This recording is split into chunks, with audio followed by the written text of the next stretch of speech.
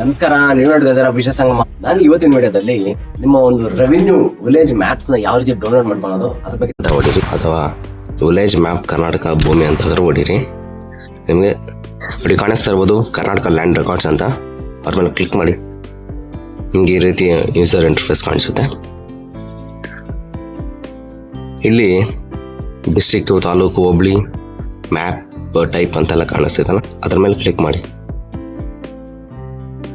ನಿಮ್ಮ ಒಂದು ಡಿಸ್ಟ್ರಿಕ್ಟ್ನ ಸೆಲೆಕ್ಟ್ ಮಾಡ್ಕೊಳ್ಳಿ. ಮತ್ತೆ ಯಾವ ತಾಲೂಕು ಅನ್ನೋದನ್ನ ಸೆಲೆಕ್ಟ್ ಮಾಡಿ, ಹೋಬಳಿ ಯಾವುದು ಸೆಲೆಕ್ಟ್ ಮಾಡ್ಕೊಳ್ಳಿ. ಮತ್ತೆ ಯಾವ ಟೈಪ್ ಆಫ್ ಮ್ಯಾಪ್ಸ್ ಬೇಕು ನಿಮಗೆ ಅಂತ ಸೆಲೆಕ್ಟ್ ಮಾಡ್ಕೊಬೇಕಾಗುತ್ತೆ. ನನಗೆ ಆಲ್ ಅಂತ ಬೇಕಂತ ಸೆಲೆಕ್ಟ್ ಮಾಡ್ಕೊತಾ ಇದ್ದೀನಿ.